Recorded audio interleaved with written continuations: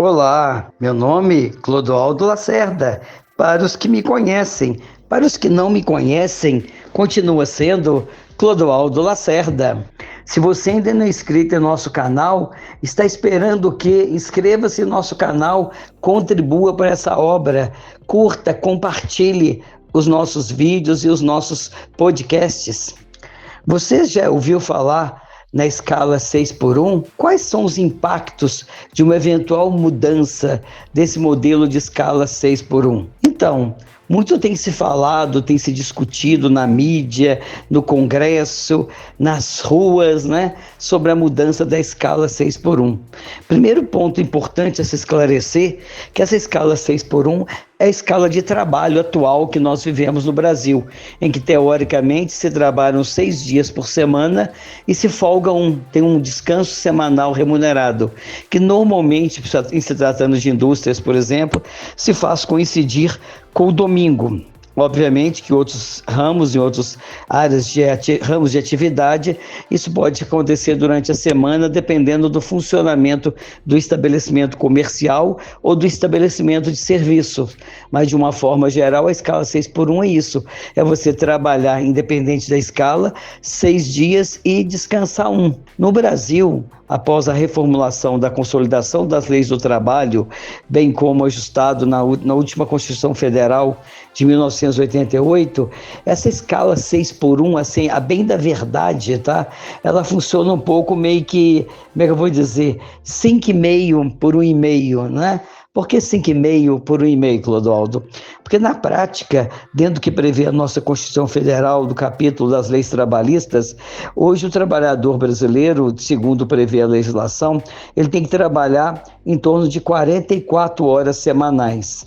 Se você trabalha 44 horas semanais, você trabalha em média 8 horas por dia durante a semana de segunda a sexta, que vão dar exatamente 40 horas, e tem essas 4 horas adicionais que devem ser trabalhadas no sábado, o que na prática representa, na verdade, você trabalhar 5 dias e 4 horas, ou 5 dias e meio aproximadamente, e obviamente folgar o restante do sábado e o domingo, né? Mas a ideia de se colocar 6x1, porque na verdade, dependendo de como fica essa composição das 44 horas semanais, pode ser que numa visão mais matemática, você não trabalhe 8 horas por dia, por exemplo, né?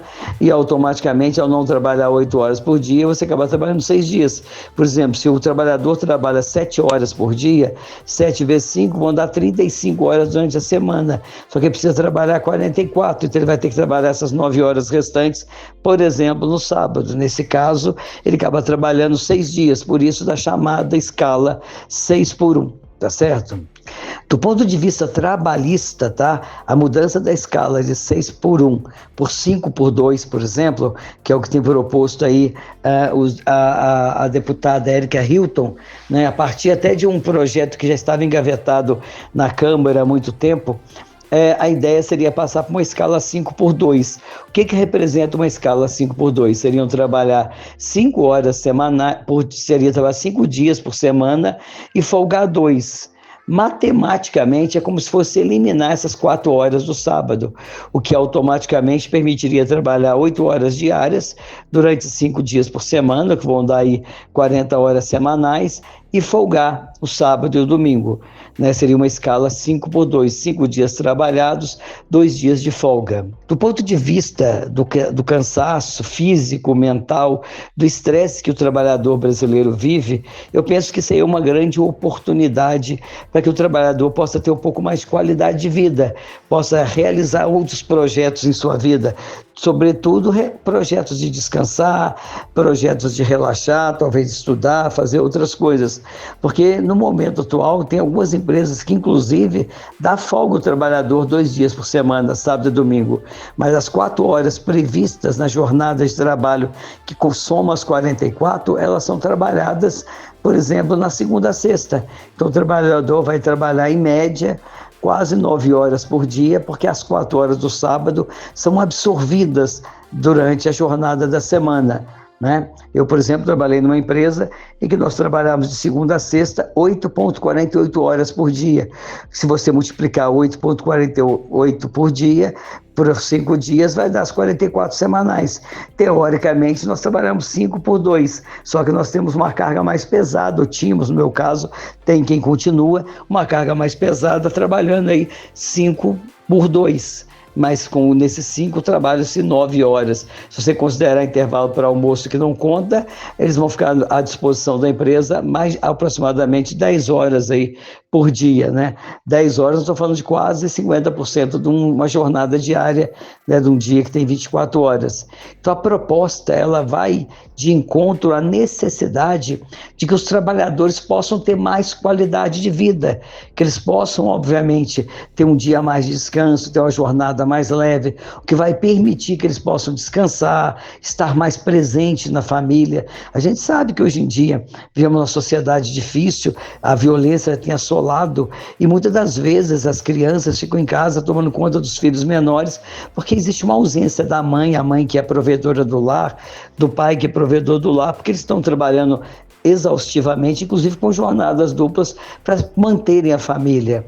Então, ter uma jornada menor vai permitir chegar em casa mais cedo, acompanhar a formação, o crescimento dos filhos. Então, esse é um lado assim, que deve ser considerado nessa avaliação.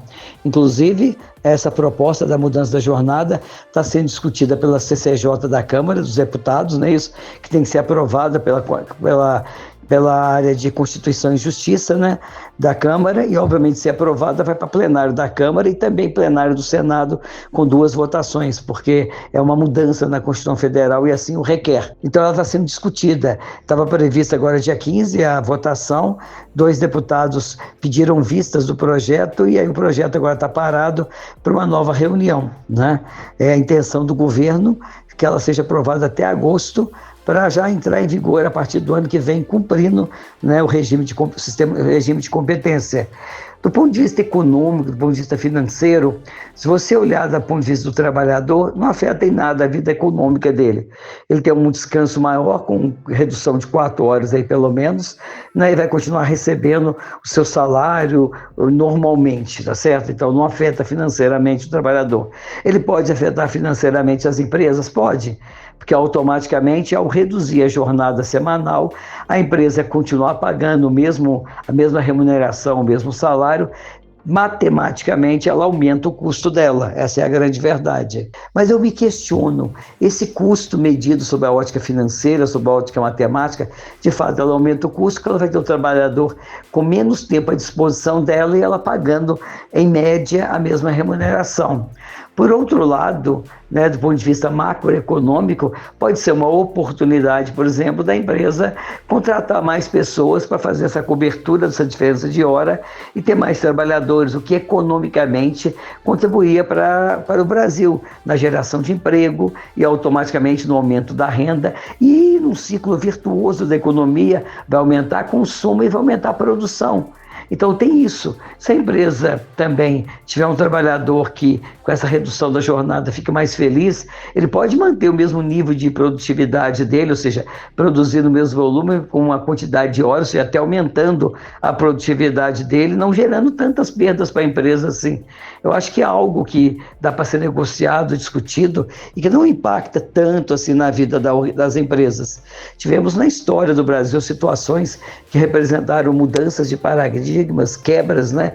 Temos a questão da abolição da escravatura em 13 de maio de 1888 e achavam que as fazendas iam quebrar, e não.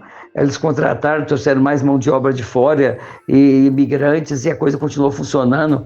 Tivemos a implantação da CLT, que trouxe muitos avanços do ponto de vista da legislação trabalhista para os trabalhadores, ainda assim sobrevivemos. Tivemos a criação do 13º salário, ali ocorrido na década de 60, acreditava-se que isso quebraria as empresas e não quebraram. É uma questão de adequação de custo, de adequação de funcionamento. Eu acho que vivemos uma atualidade, um momento em que as pessoas são muito depressivas, são muito tristes, muito doentias. Ter mais tempo com a família, com seus filhos, com seus pais, pode sim gerar uma qualidade de vida e isso impulsionar no período em que o trabalhador tiver à disposição da empresa em trabalho, poderá gerar uma produtividade semelhante à atual, o que não reduziria muito, né, obviamente, a disponibilidade dele para a empresa e muito menos aumentaria o custo das organizações se olhado por esse prisma. Vamos pensar melhor sobre isso?